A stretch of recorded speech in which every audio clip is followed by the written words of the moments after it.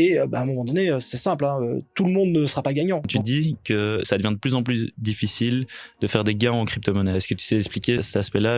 Le marché est en train de se professionnaliser de plus en plus. Il y avait déjà des requins, mais là c'est vraiment de pire en pire. Là, il y a de plus en plus de monde, de plus en plus de concurrence entre les investisseurs. Donc à un moment donné, la difficulté, c'est de se trouver, comme je dis toujours, du bon côté de la barrière, hein, de ceux qui vont au moins gagner un petit peu d'argent. Bienvenue sur le podcast par les créateurs pour les créateurs. Ici, on vous partage des discussions avec des personnes inspirantes pour vous encourager à créer. Ce podcast vous est proposé par Socialbox, agence spécialisée en stratégie sur les réseaux sociaux.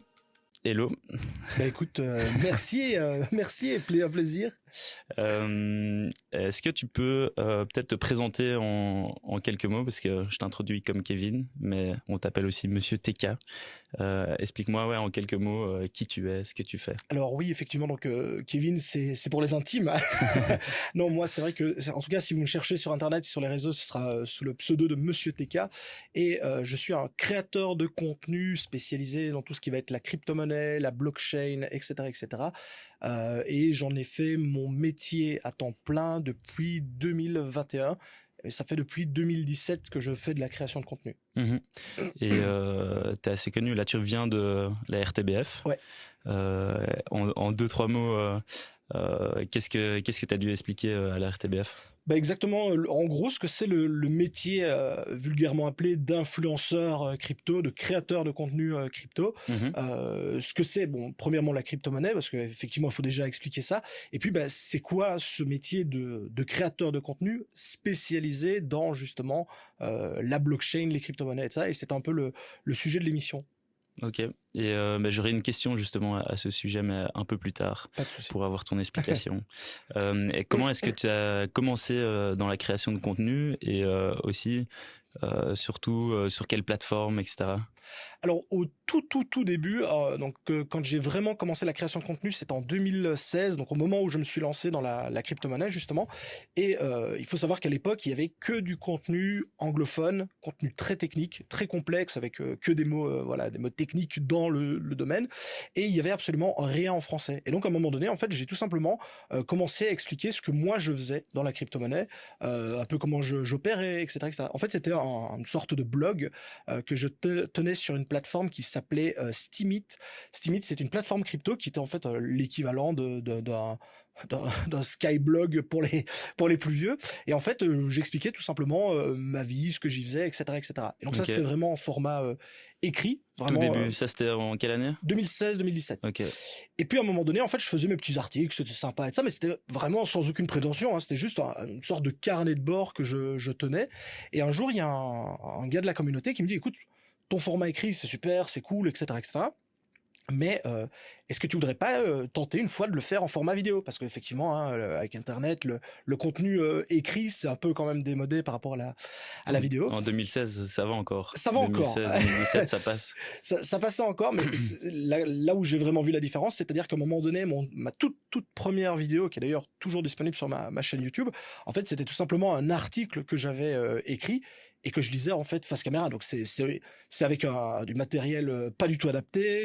On voit à mort que je lis le texte, etc., etc. Mais le simple fait que mes articles en moyenne faisaient peut-être 10, 15, 20 vues, donc c'était pas du tout mirobolant. Et en fait, la vidéo en 1 heure, j'avais fait 100 vues. En 2 heures, on était à 500. Et donc là, je me suis dit, ok, l'écriture c'est très bien, j'adore faire ça, mais le format vidéo, il y a pas à dire. YouTube et autres, c'est vraiment ça que les gens cherchent. Et en fait, j'ai embrayé là-dessus. Donc en fait, c'était vraiment toujours mon petit journal de bord, mes petites explications et de ça technique, donc en français, où j'expliquais ce que je faisais. Et de fil en aiguille, la chaîne a grossi petit à petit, au point jusqu'en 2021, je dois prendre la décision de est-ce que je garde toujours mon ancien job que j'avais à côté, hein, parce que j'avais un travail comme monsieur, madame, tout le monde sur le côté, ou est-ce que je me lance à corps perdu dans la création de contenu, sachant que pour le coup, c'était un peu l'inconnu, l'aventure, parce que on t'apprend pas ça à l'école, quoi. Ouais. Et mais justement, le contenu que tu as créé vidéo, c'était directement sur YouTube que tu as publié? Oui. Ouais, direct sur YouTube. En fait, j'ai commencé avec YouTube parce que c'était vraiment l'endroit où je me sentais le plus à l'aise. Et puis alors par la suite, j'ai commencé à republier sur d'autres réseaux, etc., etc. Mais vraiment, la base de la base, c'était YouTube. Ok. Et donc les gens de ton blog venaient sur YouTube, petit à petit peut-être. C'est ça. Les 15-20 personnes qui sont transformées peut-être en plus grand nombre. Et sur YouTube, à quel moment t'as vu que ça prenait un peu plus ça a pris du temps ou c'est parti directement? Au contraire, parce que encore une fois, donc à l'époque, il faut imaginer que la chaîne YouTube, elle débute en 2018.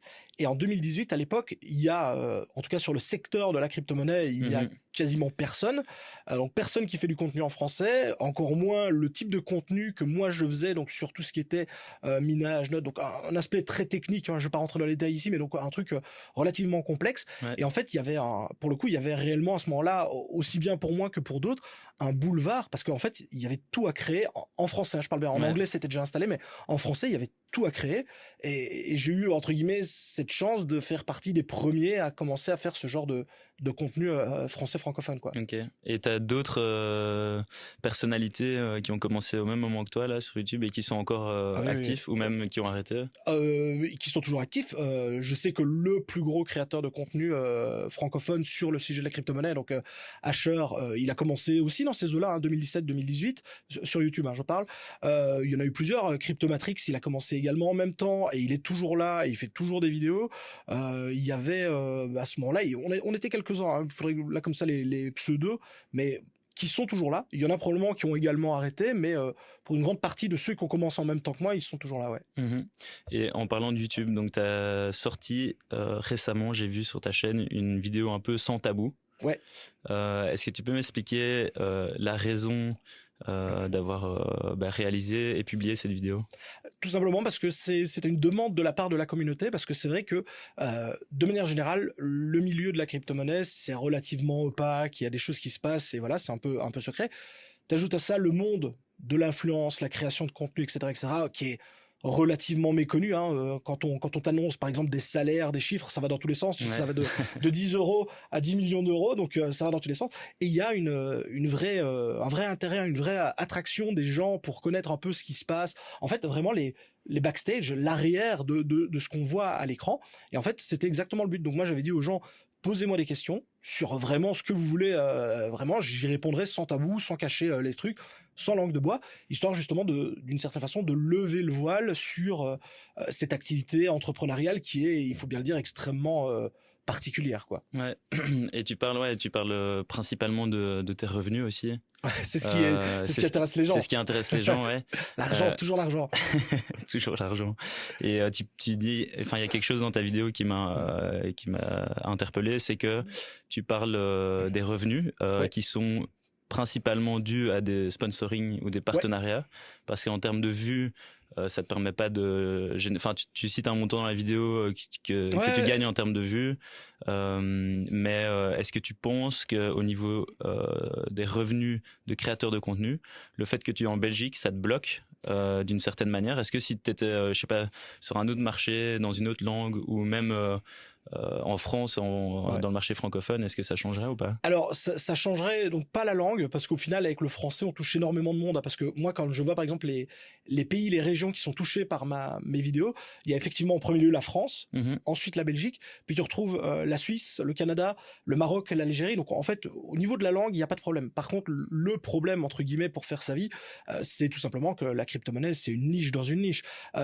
Tu fais des vidéos gaming, de l'humour ou autre, donc qui touche vraiment un public quasiment illimité. Là, effectivement, tu peux faire vraiment beaucoup de vues et probablement gagner ta vie. À l'heure actuelle, vraiment dans la crypto-monnaie, même quand tu prends les plus gros créateurs de contenu, donc Asher, quand tu regardes ses statistiques au niveau de ses vues et que tu fais un peu des estimations, des parallèles, même lui, alors qu'il a quand même beaucoup plus d'abonnés et qu'il fait quand même beaucoup plus de vues, ne pourrait pas en vivre tel quel. Parce qu'en fait, c'est un peu le problème, c'est que même si on fait beaucoup de vues, beaucoup de trucs, les vues sont tellement peu payées, notamment sur YouTube, que à moins de faire des dizaines de millions de vues, c'est pas possible. Et donc alors on tombe dans la bascule où à un moment donné, si tu veux pouvoir en vivre, il faut trouver une autre source de revenus. Donc l'autre source de revenus, c'est soit tu gardes ton boulot, mais si tu gardes ton boulot, t'as moins de temps à consacrer à cette activité-là. Donc ça veut dire que tu sors moins de vidéos, tu produis moins de contenu, etc., etc. Donc moi, c'était pas mon but. Et alors après, tu tombes dans ce qu'on appelle vulgairement les différentes sources de revenus annexes que tu peux avoir. Donc moi je dis toujours, donc soit tu fais par exemple de la vente de formation, tu vends de la formation, tu vends du coaching, tu fais de l'affiliation, tu fais du sponsoring, tu mets du contenu privé qui est uniquement accessible à certaines personnes si elles payent un certain montant, etc., etc. Et en fait, toutes ces sources de revenus, quelles qu'elles soient, en fait, elles ont leurs avantages, leurs inconvénients. Et voilà, donc chacun choisit un petit peu, entre guillemets, dans la création de contenu, celle qui lui semble le plus à même d'aller avec soi.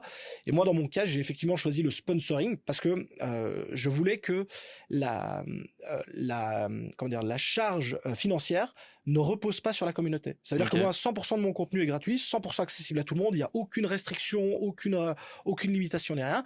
Par contre, c'est vrai que sur certaines vidéos, pas toutes, mais tu vas avoir un contenu sponsorisé qui est clairement indiqué, qui est bien marqué, etc., etc. Mais ça fera partie du truc. Ça a des avantages, des inconvénients. Moi, c'est celui qui me plaisait le plus parce que je voulais vraiment pas que les gens se sentent obligés de mettre la main au portefeuille. Et donc, au final, c'est des entreprises qui le mettent à leur place, quoi. Donc, t'as pas de communauté premium où tu permets un accès privilégié pour un certain abonnement, quoi. Du tout. À un moment donné, je l'ai envisagé, comme tout le monde, parce qu'en fait, à un moment donné, quand tu vois que le simple fait d'essayer de vivre avec YouTube, ça va pas le faire, à un moment donné, tu te dis, ok, soit tu vends, comme je te disais, de la formation, du contenu exclusif, etc. Et j'avais pas envie, moi, j'avais vraiment cette volonté, et pour le coup, c'est pas du tout une critique envers les autres, mais je voulais vraiment que 100% du contenu soit 100% accessible à tout le monde. Et donc, à un moment donné, on dit toujours, si tu donnes tout, absolument tout gratuitement, à un moment donné, il faut quand même bien que tu manges. Et il faut bien que de l'argent rentre d'une façon ou d'une autre. Donc voilà, moi c'est ce modèle économique-là, on va dire que j'ai choisi. J'aurais pu en prendre un autre, mais moi c'est celui qui me convenait le mieux. Et encore deux petites questions à ce sujet-là. C'est premièrement, tu parlais de Twitter, donc X, sur lequel tu gagnes aussi de l'argent, mais vraiment pas grand-chose, ouais. Et ça, comment ça se fait? C'est aussi en termes de vues?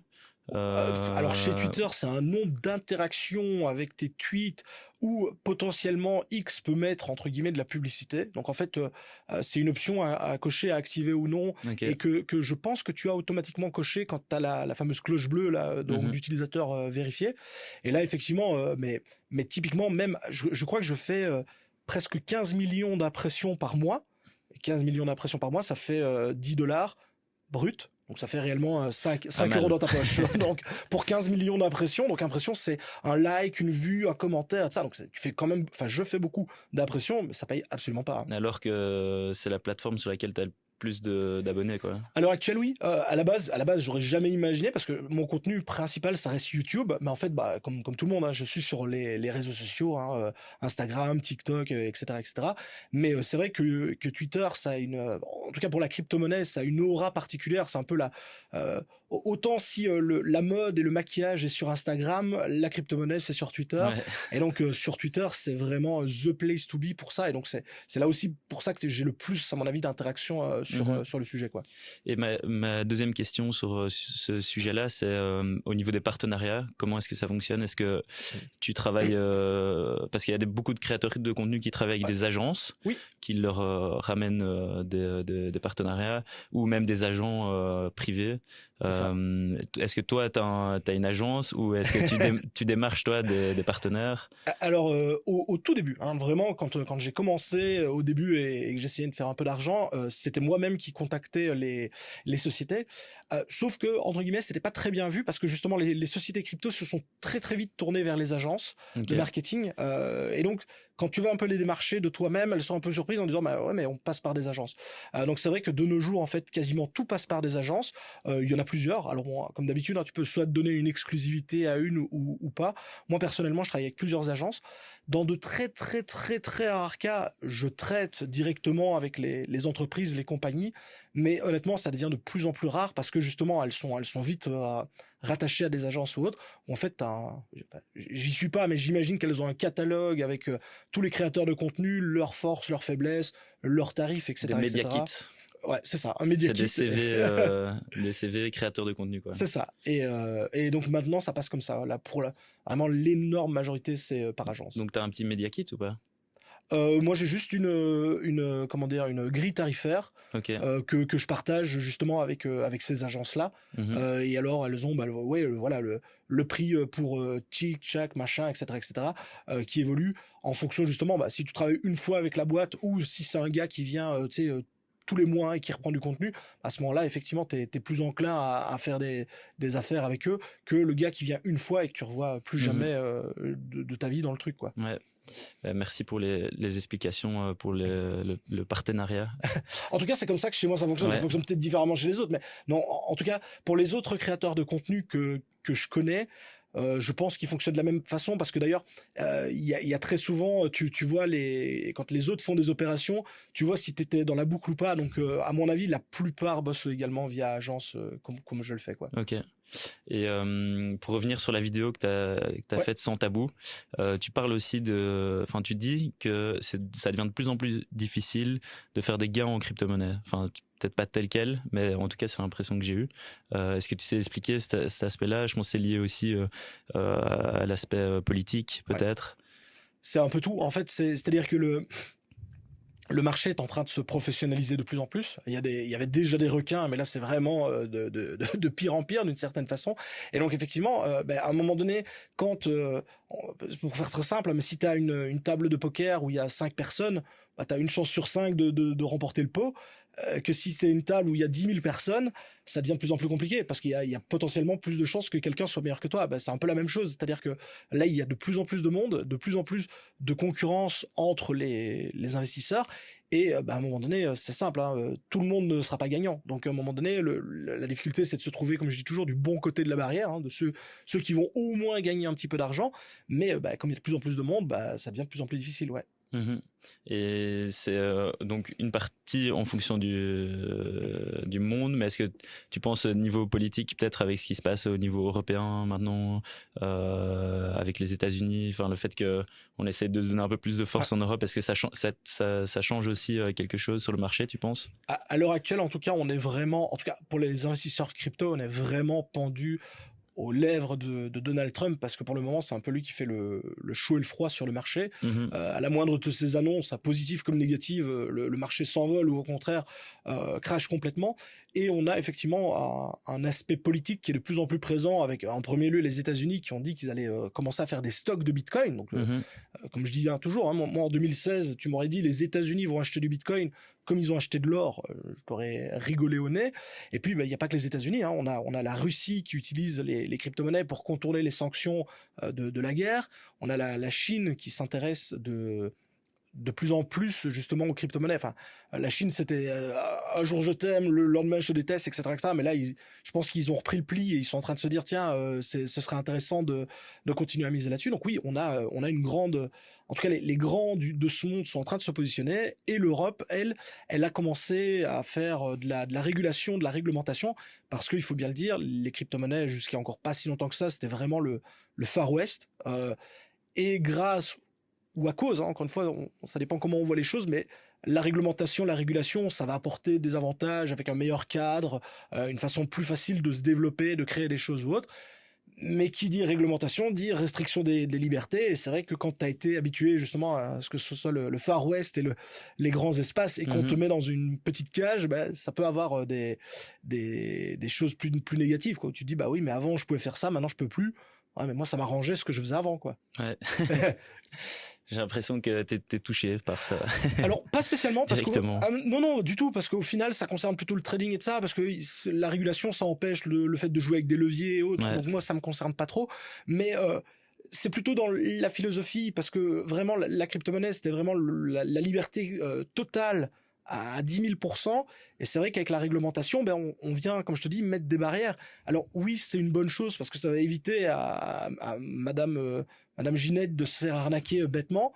Mais pour les gens, encore une fois, qui avaient l'habitude de cette liberté et qui le vivaient bien, ça reste quand même un frein supplémentaire. Mais j'ai envie de dire, si on veut aller vers justement de plus en plus d'adoption de la crypto-monnaie, c'est un passage obligé.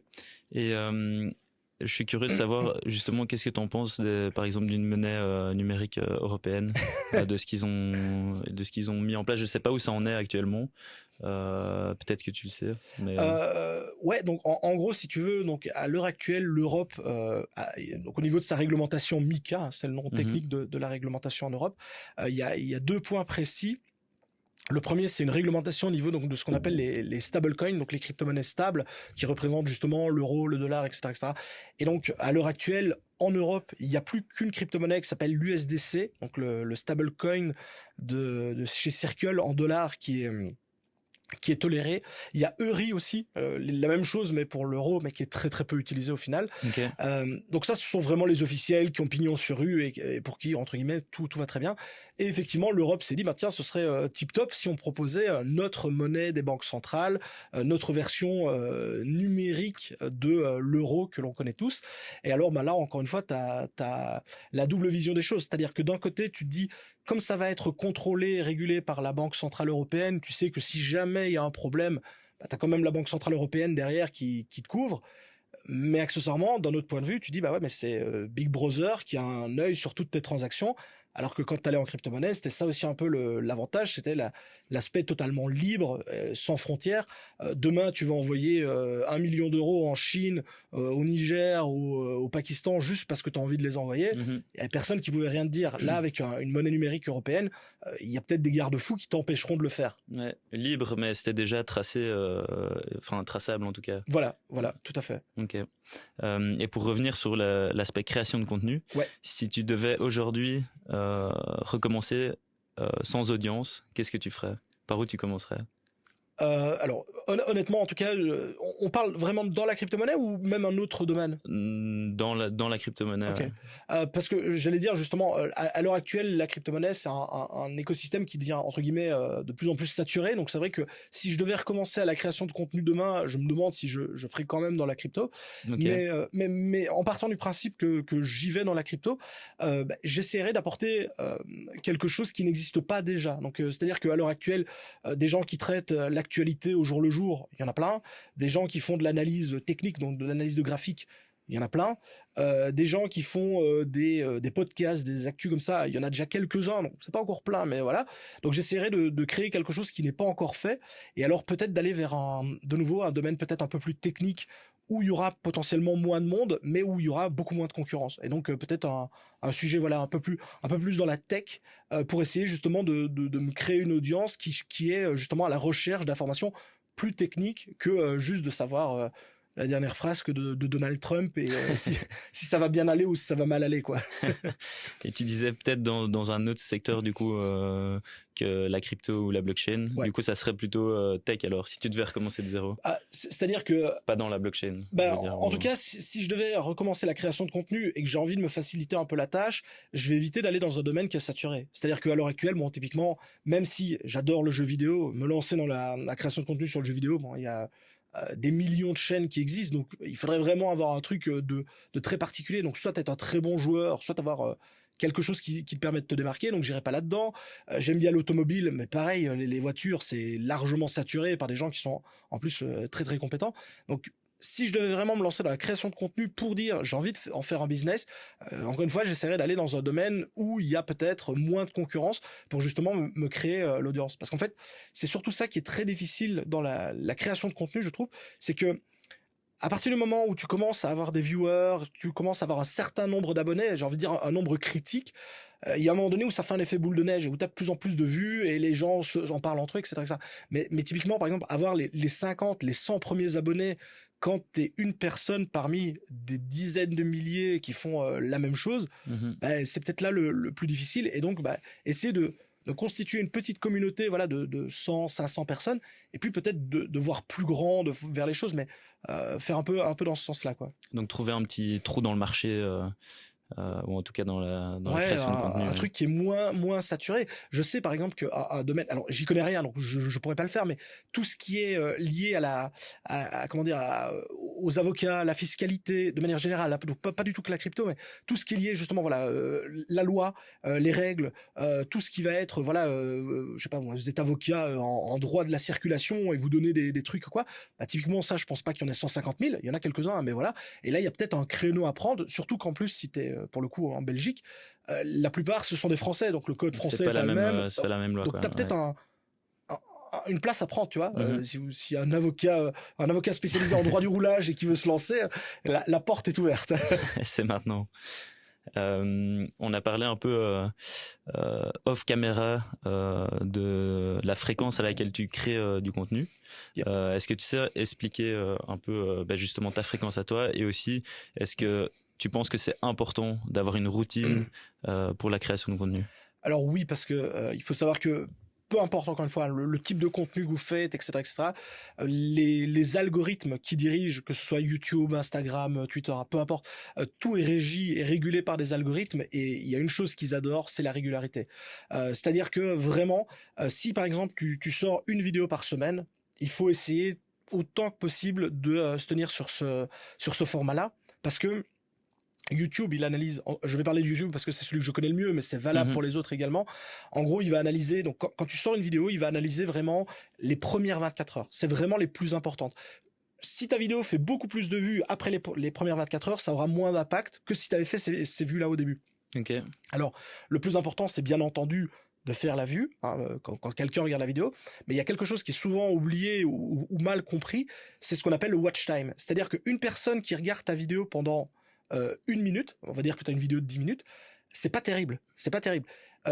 Typiquement, moi je dis toujours, il vaut mieux avoir une personne qui regarde ta vidéo en entier, donc ta vidéo fait 10 minutes, elle regarde vraiment les 10 minutes en entière, plutôt que d'avoir 100 personnes qui vont regarder les 2 premières minutes de ta vidéo. Parce que si c'est le cas, YouTube va se dire, tiens, tout le monde regarde sa vidéo les 2 premières minutes, et puis s'en va. Pourquoi ?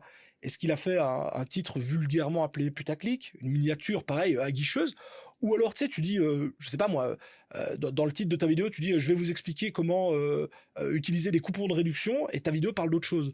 Tu vois, et donc c'est ça. Donc en fait, c'est vraiment les vues, c'est une chose, mais le watch time, c'est le plus important. C'est vraiment que les gens regardent, parce qu'en fait, c'est pas compliqué. Hein. YouTube, il se dit, plus la personne elle regarde de vidéos, plus elle reste sur YouTube.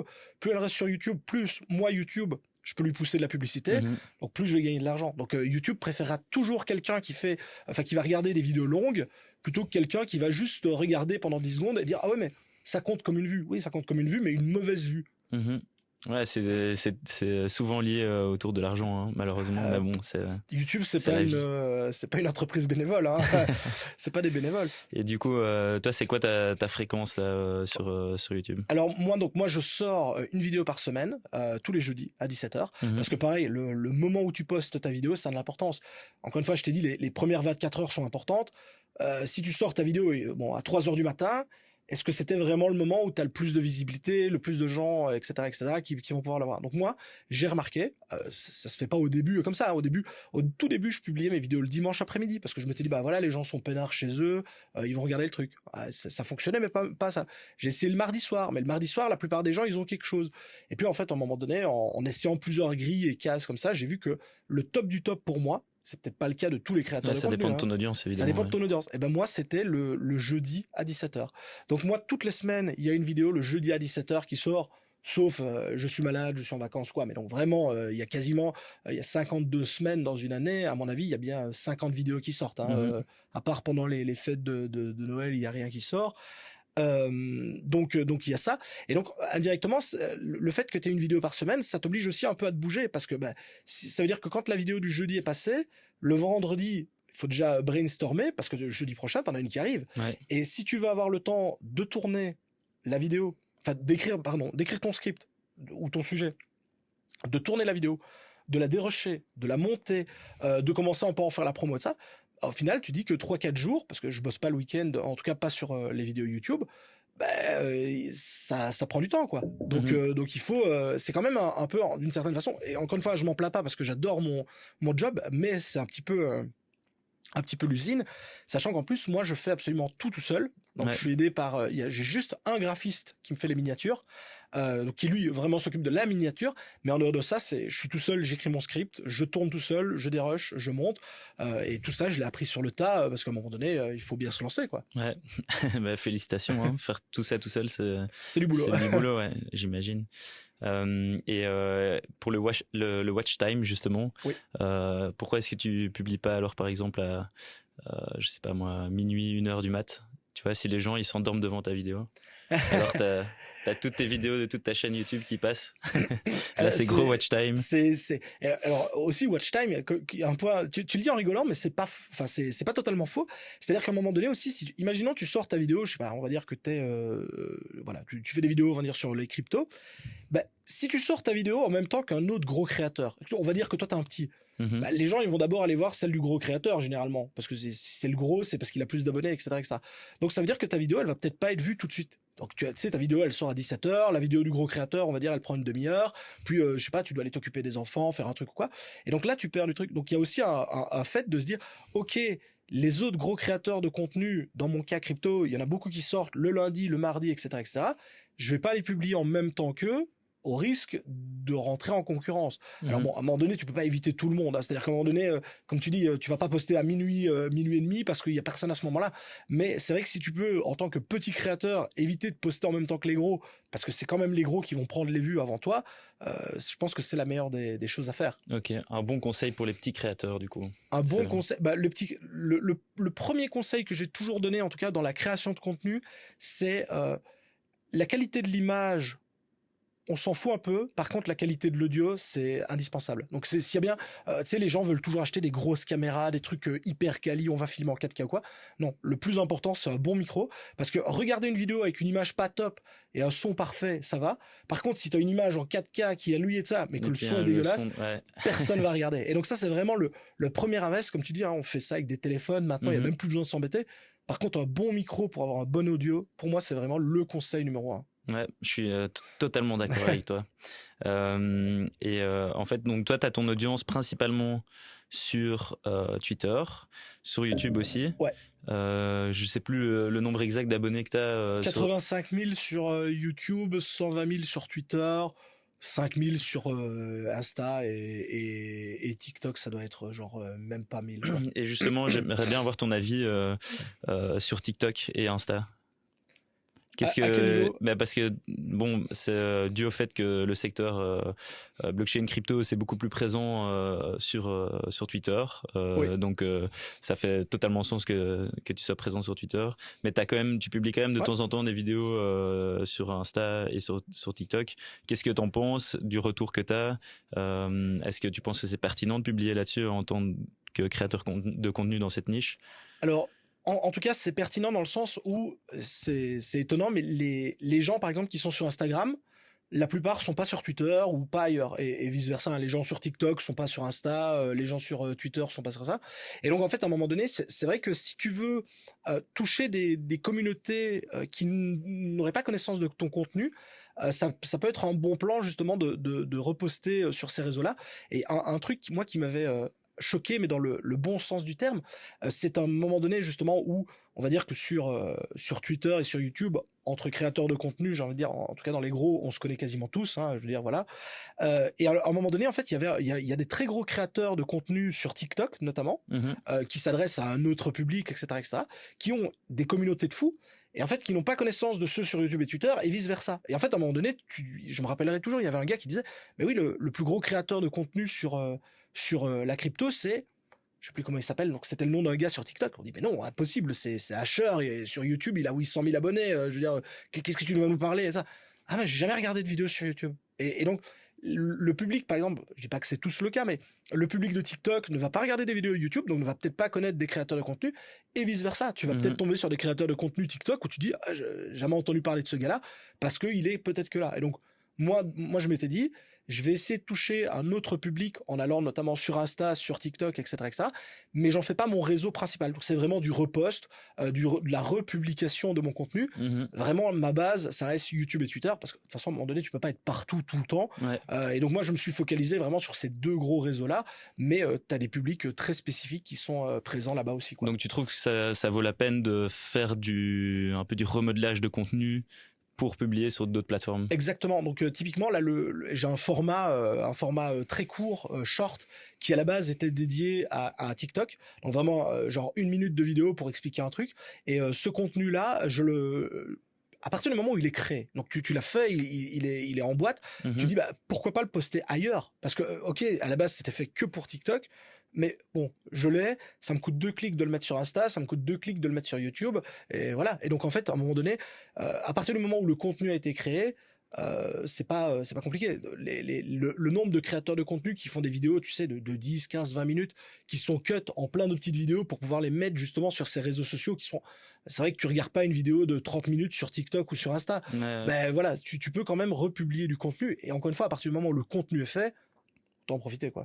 Mais je rejoins totalement ce que tu dis. C'est vrai que si je regarde un peu dans mon entourage, j'ai des connaissances qui sont peut-être uniquement sur Insta, puis j'ai des connaissances qui sont peut-être du coup un peu plus jeunes mais qui scrollent énormément sur TikTok. Et puis t'en as d'autres qui n'ont jamais été sur YouTube, alors que moi par exemple je mange énormément de contenu YouTube, quoi. Donc je rejoins vraiment ce que tu dis. Et par rapport aux jeunes justement, j'ai l'impression que c'est beaucoup plus facile d'investir dans des cryptos que d'acheter des actions ou aller s'exposer en bourse. Est-ce que donc dans ta dernière vidéo YouTube, tu as parlé de ce sujet aussi. Tu disais que toi tu étais exposé uniquement en crypto. Est-ce que tu penses que c'est beaucoup plus facile ou pas d'investir en crypto qu'en bourse, ou ça change un peu maintenant? Je pense que ça change parce que en tout cas moi quand j'ai commencé, la crypto, c'était entre guillemets les rêves de richesse et d'argent rapide, ce que tu as beaucoup moins en bourse, et donc c'est ça qui attirait énormément les investisseurs. Après, ce qui se passe, c'est qu'au niveau des applications sur les téléphones pour acheter de la crypto, en vendre, trader, c'est vrai que ça a été très très modernisé. Enfin, ça a été comme ça a été créé par après, c'est très très moderne, c'est des interfaces super claires et ça. Et je pense que ça plaît aussi beaucoup plus aux jeunes que les applications entre guillemets un peu vieillissantes des plateformes de bourse tradie, qui d'ailleurs sont en train de remodeler tout ça parce qu'ils se disent bien, bah oui, mais en fait on perd un public de fous, parce que ces gens-là vont dans la crypto et viennent pas chez nous. Donc si on veut les attirer, il faut que ça brille, quoi. Ouais, clairement. Mais je pense que, enfin, c'est surtout l'expérience utilisateur en fait. Exactement. Qui est hyper simplifiée. Si tu vas sur crypto.com, sur Binance, enfin sur plein d'applications pour acheter des cryptos, je trouve que c'est super simple. Et aussi, j'ai l'impression dans la tête des jeunes, c'est ok, t'achètes une crypto d'un projet, donc tu soutiens ce projet, mais en même temps tu t'en profites s'il y a de la volatilité, si tu veux revendre ou pas sur le long terme, le court terme, peu importe, et puis tu vends et t'es plus exposé. Alors que j'ai l'impression, moi j'ai pas d'investissement en bourse. En bourse, c'est beaucoup plus compliqué d'avoir une partie d'actions d'une boîte, et de pouvoir les revendre aussi. J'ai l'impression qu'il y a tellement plus d'étapes.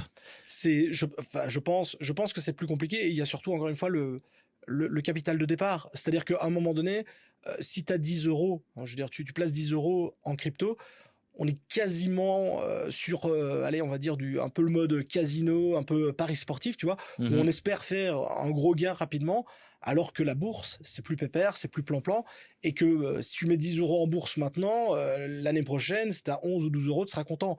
Qu'en crypto, il y a la possibilité, je dis pas que c'est le cas, mais il y a la possibilité que ces 10 € deviennent 20, tu vois, voire plus. Et donc c'est ça qui donne un peu aussi de l'envie aux gens, c'est de se dire qu'avec un petit capital, il y a moyen, potentiellement, je dis bien, parce que c'est rare les gens qui arrivent à faire fructifier vraiment à partir de très petites sommes, mais c'est vrai que bah voilà, si on te dit tu mets 10 balles et dans un an t'as potentiellement 100 balles, mais tu peux tomber à zéro, ou tu mets 10 balles dans la bourse et peut-être fin d'année t'as 11 ou 12 €, ou au pire 8 ou 9 €, bah les gens ils disent tant pis, je tente le coup, tu vois, vraiment mode roulette. Je mets 10 balles, si j'ai 100 balles je suis heureux, si j'ai zéro, tant pis, c'est perdu, quoi. On est vraiment sur ça, quoi. Paris sportif, quoi. Paris sportif. Marseille, PSG, pas Voilà. mais... Et est-ce que, donc, sur ta chaîne YouTube, toi, tu parles aussi beaucoup enfin, tu vulgarises énormément de contenu. Ouais. Et tu parles beaucoup de Masternode. Ouais, entre autres. Entre autres. Est-ce que tu pourrais expliquer ce que c'est et quel est son intérêt dans l'écosystème? Avec comme si tu devais l'expliquer je sais pas, à tes parents, à mes parents. Ouais. De façon très simple, en gros, il faut comprendre que les crypto-monnaies, de manière générale, elles fonctionnent de manière indépendante et elles ont besoin d'utilisateurs, hein, de personnes qui vont les aider à créer leur réseau, à le soutenir, à le faire fonctionner, etc., etc. Parce que comme ce sont pas vraiment des entreprises au départ, elles n'ont pas les moyens, comme une grosse entreprise, de se payer des milliers de serveurs, des systèmes redondants, etc., etc. Bon, en gros, pour faire très simple, un masternode, c'est un ordinateur que vous pouvez avoir chez vous ou que vous pouvez louer dans un data center, que vous allez mettre à disposition d'un réseau, donc un réseau de crypto-monnaies. Et en fait, ce réseau de crypto-monnaies, pour lui mettre à disposition cet ordinateur qui va lui servir à faire plein de choses, hein, peut-être stocker des données, partager de la puissance de calcul, héberger de l'information. Donc, en gros, l'ordinateur va avoir plusieurs fonctionnalités. Et ben, le projet de crypto-monnaie, il peut pas vous payer directement en euros, en dollars, parce qu'il en a pas. Par contre, qu'est-ce qu'il a dans ses poches? Il a la crypto-monnaie en question. Et donc, en fait, le fait un masternode, c'est tout simplement mettre de la puissance informatique au service d'un réseau. Et en échange de ce travail que vous allez fournir, enfin que l'ordinateur va fournir, le réseau va vous rémunérer, encore une fois en crypto-monnaie, pour ce service-là. Et l'intérêt ici, c'est que ce service qui va vous être payé, le service que vous fournissez qui va vous être payé en crypto-monnaie, cette crypto-monnaie-là, vous avez toujours à un moment donné la possibilité de l'échanger contre des euros. Et donc, le jeu, c'est de voir, tiens, si je mets, j'invente, hein, l'ordinateur à disposition du réseau, on va dire que pour le faire tourner sur un mois, il me coûte 10 euros, mais que la crypto-monnaie, il m'en reverse 20, c'est intéressant. Si par contre, tu mets le même ordinateur à 10 euros, mais que le marchand, le projet de crypto ne te reverse que 5, tu perds de l'argent, il valait mieux pas le faire, quoi. Mm-hmm. Donc, très vulgairement, c'est ça, c'est simplement un ordinateur que tu mets à disposition d'un réseau. Ok. Ça va faire un beau short, ça. Bien expliqué en dessous d'une minute plus ou moins. Parfait. Et au niveau des cryptos, encore une fois, il y a un ETF Bitcoin qui a été accepté, mis en place aux États-Unis. C'est ça. Est-ce que tu penses qu'il y aura d'autres ETF? Bon, il y a un ETF Ethereum qui est sorti. Solana, c'est en discussion. Solana, XRP, ADA Cardano sont en discussion. Ils ont parlé de Polkadot. En gros, les États-Unis, comme on le disait, veulent, en tout cas Donald Trump plutôt, veut faire des États-Unis une crypto-nation. Il a dit l'Amérique sera la première nation sur la crypto-monnaie. Mm-hmm. Et le fait de proposer des ETF, c'est-à-dire donc de permettre aux gens de la bourse traditionnelle d'acheter l'équivalent de la crypto-monnaie sans pour autant réellement la détenir et donc sans pour autant tous les problèmes de gestion de stock à avoir, on a ça. Donc c'est vrai que pour le moment aux États-Unis on n'a que Bitcoin et Ethereum. Il faut savoir que dans d'autres pays il y a déjà des ETF sur d'autres crypto-monnaies, mais qui sont nettement moins mis en avant parce que c'est pas du tout les mêmes quantités et volumes d'argent qui sont présentés. Mais je suis persuadé que d'ici la fin de l'année 2025, on aura encore d'autres ETF qui vont apparaître sur des projets de crypto. Oui, certain. Ok, et qu'est-ce que tu penses de ça? Et est-ce que tu penses que ça représente aussi une opportunité d'investissement? Si par exemple il y a un ETF XRP qui devrait sortir, est-ce que c'est une opportunité ou pas selon toi? Alors, je répondrai en deux temps. La première chose, c'est se dire est-ce que c'est une bonne ou une mauvaise chose? Et là, ça va tout simplement dépendre de ton point de vue. Ton point de vue, en fait, tout simplement, tu te dis, si tu penses uniquement à ton portefeuille, pense juste à l'argent, tu dis qu'un ETF, c'est potentiellement des millions, des centaines de millions de dollars qui peuvent être injectés dans le marché. Mm-hmm. Donc, pour ton portefeuille, c'est plutôt bon. Par contre, si tu penses vraiment à la vision qu'étaient les crypto-monnaies à la base, c'est-à-dire sans gouvernement, le Far West, vraiment sans législation, sans contrôle, sans chic, sans track, machin, ça va totalement à l'encontre de la vision de base des crypto-monnaies. Et on parle toujours de Satoshi Nakamoto, donc qui est le papa, le créateur du Bitcoin. C'est l'exact opposé de ce qu'il voulait. Le Satoshi Nakamoto, il voulait que le Bitcoin, ce soit l'argent rendu au peuple, À partir du moment où tu as des ETF, tu retrouves tous les géants de la finance traditionnelle. Donc là, on est à l'exact opposé. Donc ça, encore une fois, ça dépend. Est-ce que tu penses avec ton portefeuille? Est-ce que tu penses à la vision de base ou autre? Et alors après, la question c'était, tu m'as dit par rapport aux ETF, t'as répondu aux deux questions. Okay. En fait, c'était l'opinion, ton opinion. C'est ça. Et si c'était une opportunité d'investissement. C'est une opportunité d'investissement à partir du moment où en fait le gros avantage de l'ETF par rapport au fait de détenir directement la crypto-monnaie, c'est que tu te prends pas la tête avec la gestion des portefeuilles, la gestion des plateformes d'échange, les sous-réseaux, etc. Enfin, pour les personnes qui sont dans la crypto-monnaie, on sait que ça peut entre guillemets devenir très vite complexe. Là, au final, tu achètes un ETF qui représente la crypto-monnaie en question. Si elle monte, t'en profites. Si elle baisse, t'en profites pas. Mais t'as pas besoin de t'embêter à devoir la stocker, la gérer, les risques de hack, de vol, etc. etc. Donc ça, c'est vrai que pour quelqu'un qui voudrait pas se prendre la tête, justement, enfin, qui voudrait être exposé aux crypto-monnaies, mais qui voudrait pas s'embêter justement avec tout ça, tout cet aspect-là, c'est vrai que pour le coup, c'est bien pratique. Mais encore une fois, ça va à l'encontre de la vision de ce que t'es prévu de base les crypto-monnaies. Ça facilite l'accès en fait. Exactement. Simplement. Exactement. Parce que tu passes via des fonds d'investissement. Des brokers, donc des gros fonds d'investissement. Le plus gros, un BlackRock, c'est lui qui possède un ETF Bitcoin, Ether. Enfin, il y en a plusieurs, mais c'est lui qui en possède le plus. Et oui, tu passes par ce bon vieux BlackRock. Tu lui dis, je caricature, mais c'est achète-moi un peu du Bitcoin et il achète et il vend pour toi. Et c'est lui qui gère et qui stocke à ta place. Donc, t'as pas les inconvénients du fait de détenir la crypto toi-même, quoi. Et pour rebondir sur ce que tu disais juste avant avec les États-Unis qui deviendraient la nation crypto, il parlait aussi d'acheter du Bitcoin, mais en fait au final ils vont pas forcément acheter, ils prennent juste des bitcoins qu'ils ont collectés d'infractions, ou je sais plus comment ça se passe exactement. Alors en fait il y a deux choses. Donc Donald Trump a dit je veux faire une réserve fédérale de crypto-monnaies sur le sol américain. Donc ça c'était vraiment sa première parole, c'est dire on va stocker de la crypto. Ce qui se passe c'est que les États-Unis, dans des affaires illicites, ils ont déjà saisi pas mal de crypto-monnaies. Un bon paquet de Bitcoin. Un bon paquet de Bitcoin. Et jusqu'à présent, en fait, généralement, quand les affaires étaient terminées, jugées, etc., en fait, comme les États-Unis pouvaient pas garder du Bitcoin, enfin, ils en avaient rien à faire, ils le vendaient au prix du marché. Donc, que le marché soit haut ou bas, il n'y a pas de gestion de se dire on va faire un bénéfice ou pas. On vend, et l'argent qu'on empoche, c'est pour le gouvernement. Et donc là, la première chose à faire, c'est que, enfin, la première chose que Donald Trump a dit, c'est on va arrêter de vendre les bitcoins qu'on a saisis pour rien. Et par contre, par la suite, ils ont la volonté d'en acheter, effectivement. Alors encore une fois, il y aura pas, je pense qu'ils passeront par un broker type BlackRock ou autre qui s'occupera réellement de gérer la crypto-monnaie pour eux, mais ils ont une volonté d'en détenir réellement parce que ils veulent encore une fois en faire une nation souveraine au niveau de la crypto-monnaie et notamment du Bitcoin.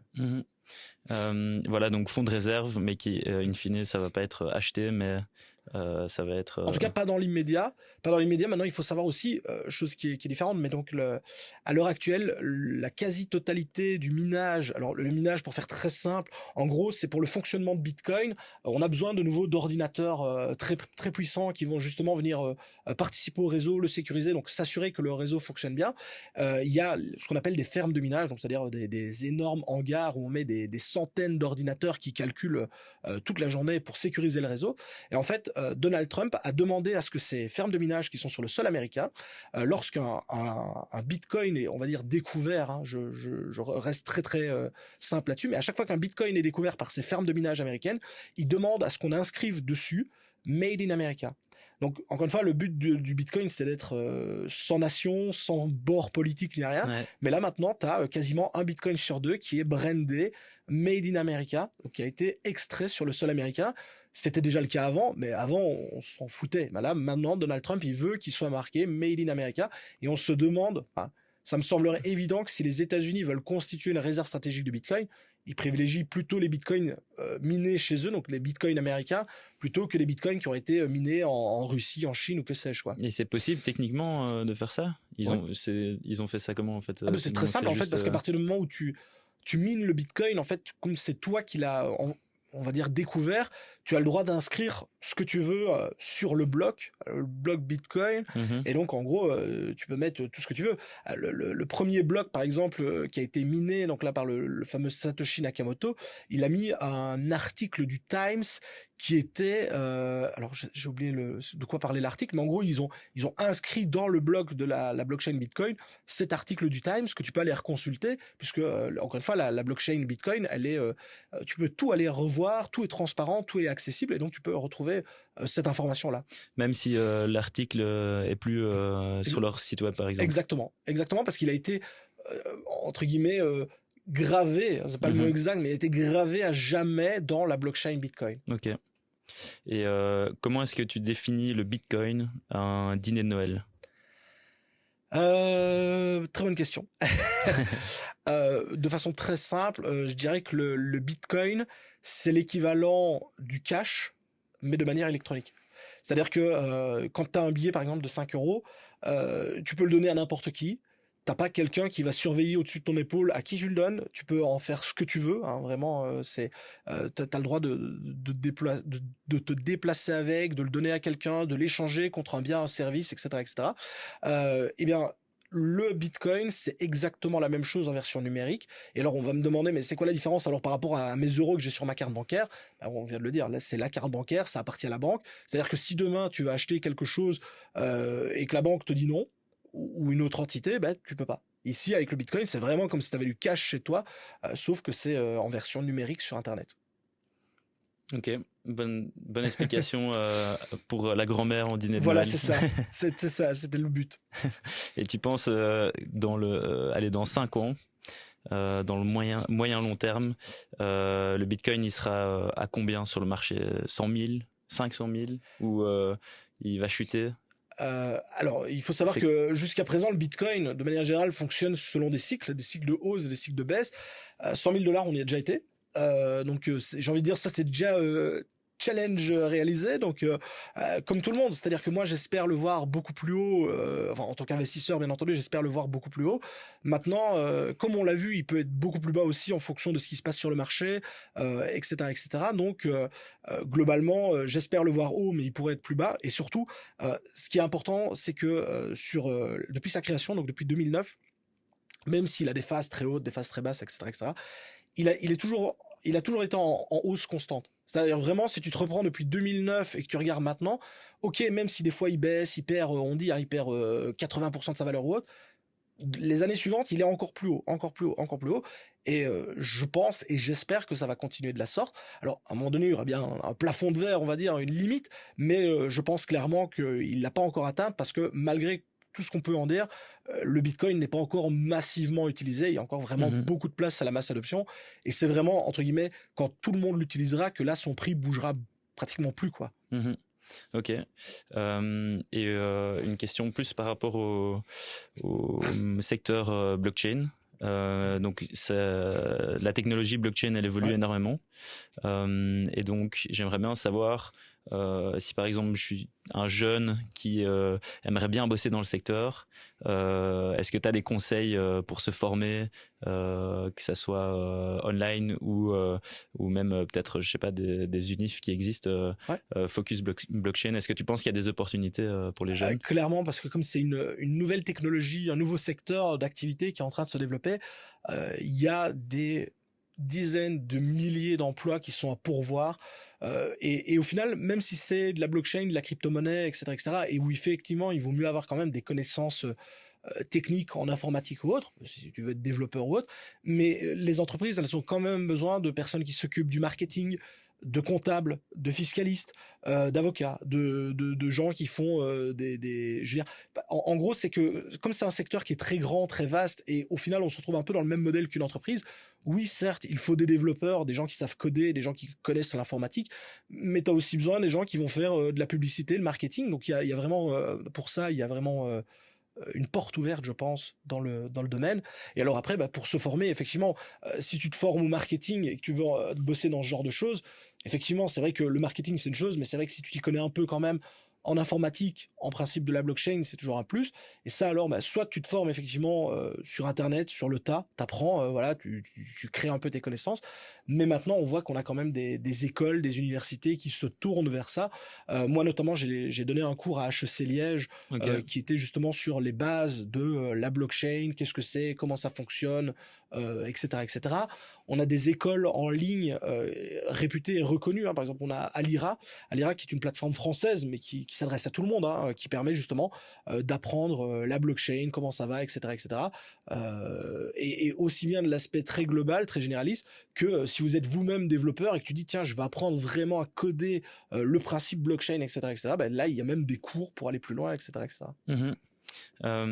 Et t'as quand même un œil sur le marché depuis pas mal d'années maintenant. Est-ce que tu penses qu'en tant qu'entrepreneur, il y a des opportunités aussi sur le secteur blockchain, que ça soit pour créer un produit ou un service? Ah oui, et en plus, ici en Belgique, on a déjà des belles entreprises qui sont lancées, enfin aussi bien les grosses entreprises que des startups.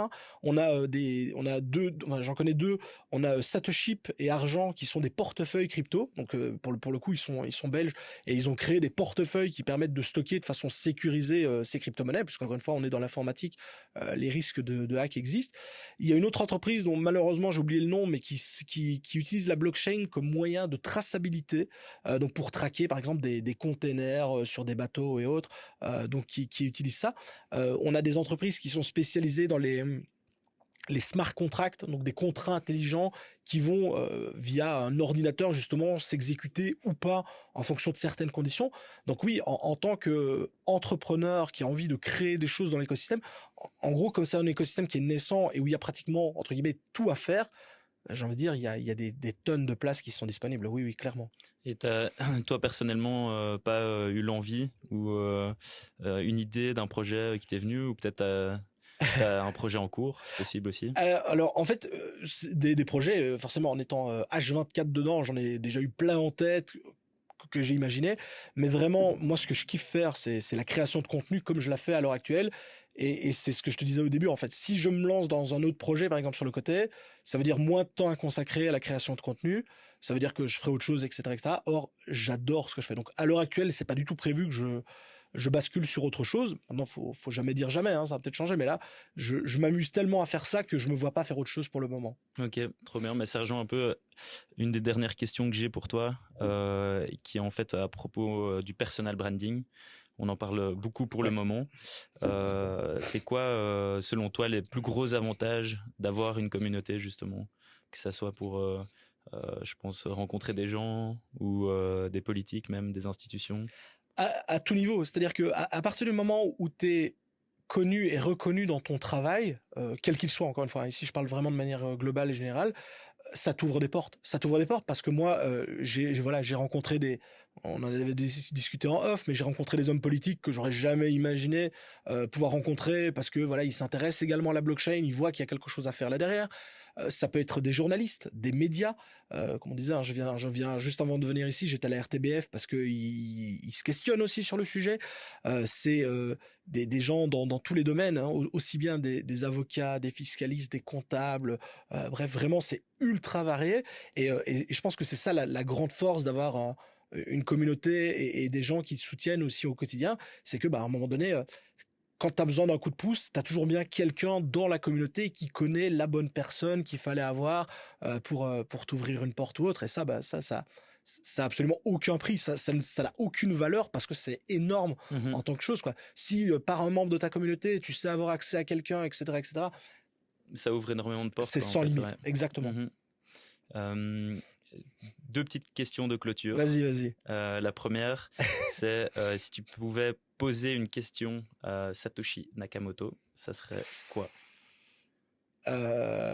C'est quoi sa seed phrase? Donc sa phrase, son mot de passe pour accéder à son portefeuille. C'est une bonne question. Je pensais personnellement juste t'es qui en fait?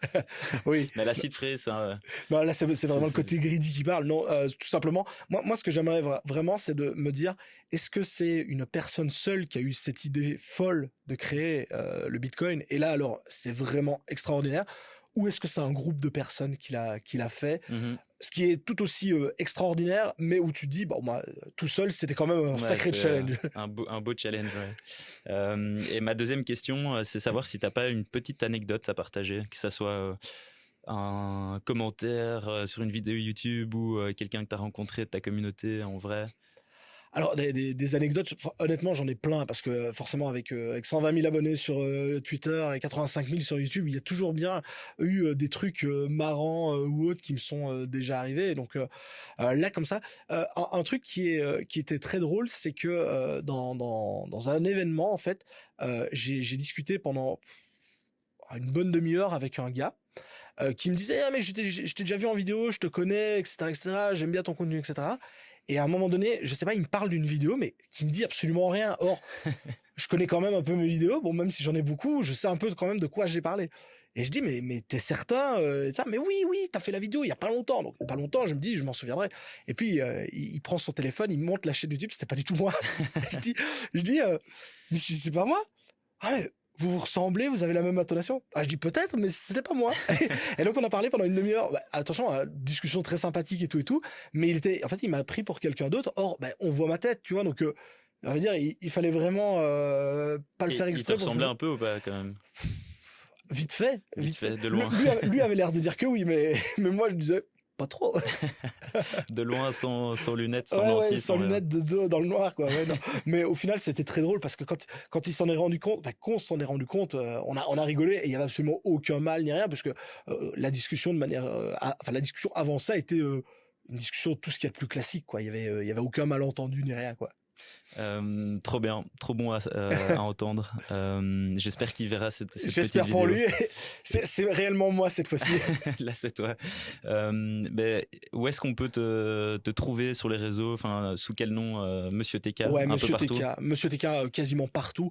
Si vous tapez Monsieur TK sur Google, j'ai envie de dire, tu auras probablement ma chaîne YouTube, mon Twitter qui vont sortir en premier, mon Insta, etc. Donc c'est vraiment l'endroit. Enfin, je suis relativement réactif sur les réseaux sociaux. Donc généralement, si les gens m'écrivent, me posent des questions ou quoi, pas pendant l'heure, mais généralement j'essaie de répondre relativement vite. Trop bien, je confirme. Mille merci pour cet échange. Avec grand plaisir. C'était trop chouette de discuter avec toi sur l'aspect création de contenu et tout autant blockchain, crypto qui m'intéresse aussi personnellement. Donc bonne continuation pour la suite. Mais pareil, je te souhaite un grand succès avec ce podcast. Merci, ciao ciao. Ciao.